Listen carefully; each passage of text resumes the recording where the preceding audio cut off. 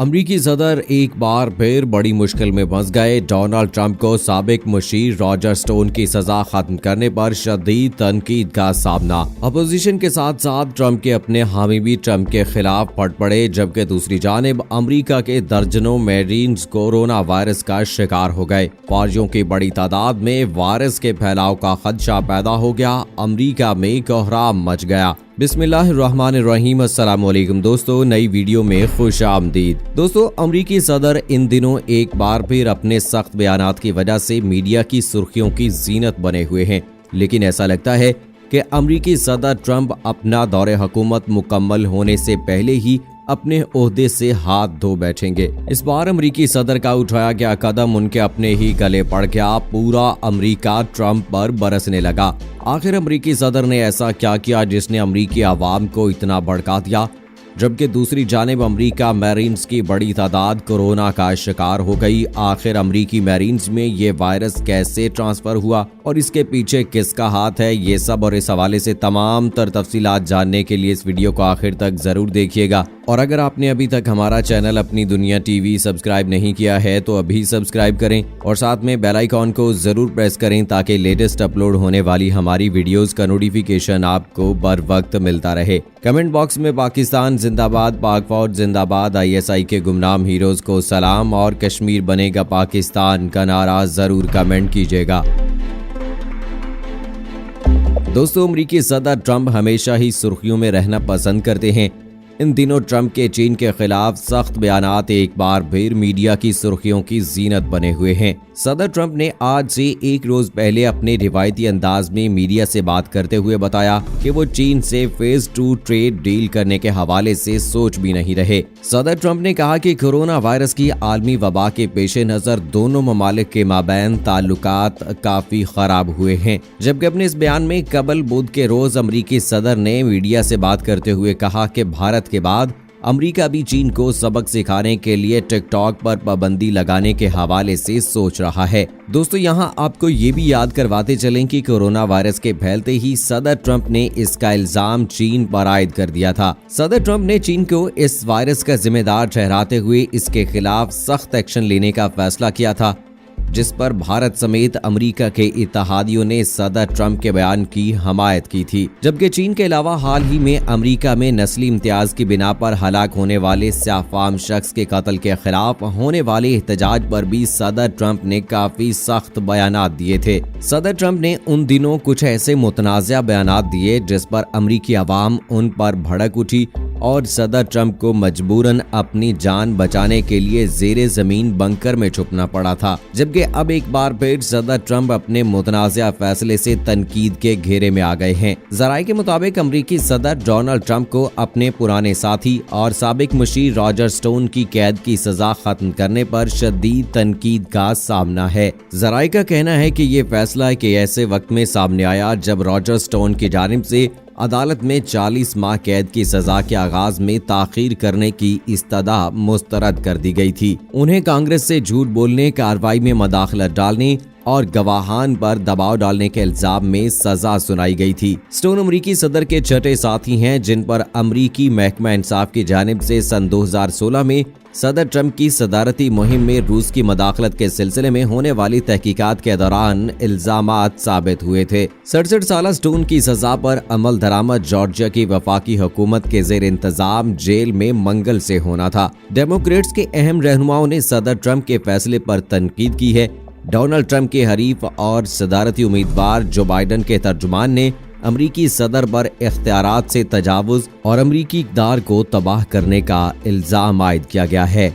जबकि white house का कहना है कि रॉजर स्टोन मुखालिफिन की जानिब से सदर को कमजोर करने की एक साजिश का शिकार हुए थे। सियासी नाक़दीन की जानिब से सदर ट्रंप पर स्टोन और दीगर साबिक मुआविनीन के खिलाफ फौजदारी मुकदमात पर तनकीद करने के बायस अदालती निज़ाम को खराब करने का इल्जाम आयद किया गया है। जबकि व्हाइट हाउस की जानिब से जारी एक बयान में कहा गया है कि रॉजर स्टोन एक रूसी साजिश का शिकार हुए हैं, जिसे बाएं बाजू और इसके इत्तेहादियों ने बरसों मीडिया के जरिए सदर ट्रंप के दौरे सदारत को कमजोर करने की एक कोशिश के लिए तैयार किया था। व्हाइट हाउस ने यह भी कहा कि रॉजर स्टोन की गिरफ्तारी से पहले एफबीआर ने CNN को स्टोन के घर पर छापा मारने की इत्तला दी थी, ताकि कैमरा टीम इस कार्रवाई को रिकॉर्ड करने से पहले ही मौजूद हो। व्हाइट हाउस की जानिब से जारी करदा बयान में ये भी कहा गया है कि रॉजर स्टोन को पहले ही बहुत कुछ सहना पड़ा है। उनके साथ इस मुकदमे में बहुत इम्तियाजी सलूक रवा रखा गया है,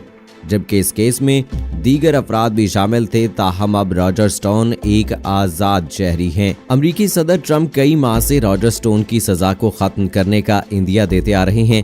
हाल ही में जुमेरात को भी उन्होंने फॉक्स न्यूज को इंटरव्यू देते हुए भी इस बारे में कहा था। सदर ट्रंप के सियासी हरीफ और सदारती उम्मीदवार जो बाइडन के तर्जुमान बिल रोसो का इस हवाले से कहना था कि ट्रंप को शर्म नहीं दिलाई जा सकती, उनका रास्ता सिर्फ बैलेट बॉक्स के जरिए ही रोका जा सकता है। उनका कहना था कि सदर ट्रंप ने एक मर्तबा फिर इख्तियारात का नाजायज इस्तेमाल करते हुए सजा के खत्म करने का हुक्म जारी किया है। सदर ट्रंप एक मर्तबा फिर एहतसाब से बच निकलने की उम्मीद करते हैं, क्योंकि वो हमेशा ही इन इक़्तिदार और असूलों को पामाल करते हैं जो हमारे मुल्क को दीगर दुनिया के लिए मशाले राह बनाते हैं। अमरीकी ईवान नुमाइंदगान की इंटेलिजेंस कमेटी के सरबराह आदम सेकफ ने भी सदर ट्रंप के इक़दाम की मज़म्मत की है, जबकि डेमोक्रेट से ताल्लुक रखने वाली सेनेटर एलिजाबेथ वॉर्न का कहना था कि ये इक़दाम साबित करता है कि अमेरिका की तारीख में डोनाल्ड ट्रंप सबसे ज्यादा बदउनवान सदर हैं। दोस्तों, आपको यहाँ बताते चलें कि रॉजर स्टोन को सन 2016 के इंतखाबात में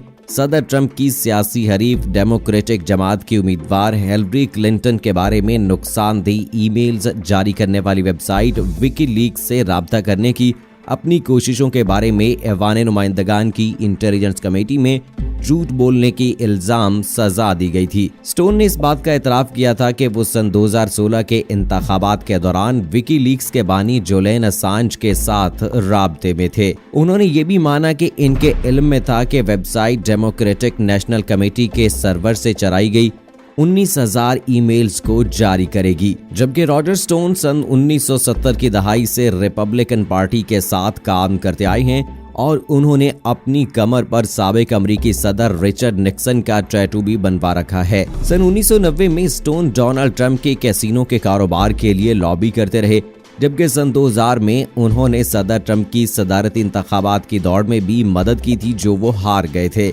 अब जब सदर ट्रंप बहुत जल्द अपने ओहदे को अलविदा कहने वाले हैं, इन दिनों इनकी जानिब से ऐसा फैसला उनके आने वाले कल पर बुरी तरह असरअंदाज हो सकता है। जबकि सदर ट्रंप के इस मुतनाज़ा इक़दाम पर की जाने वाली तनकीद से भी एक बात साबित होती है कि इस वक्त अमेरिका की हर एक लॉबी सदर ट्रंप की हमाकतों से तंग है और सभी इसी इंतजार में हैं कि कब उनका दौरे हुकूमत खत्म हो और ये इस कुर्सी को छोड़कर अपने घर को जाएं। अब इस हवाले से देखना ये बाकी है कि क्या अमरीकी सदर अपने इस मुतनाज़ा फैसले पर अपनी आवाम से माफ़ी मांगेंगे या अपनी ताकत के फैसलों की तरह इस पर भी डटाई से डटे रहेंगे।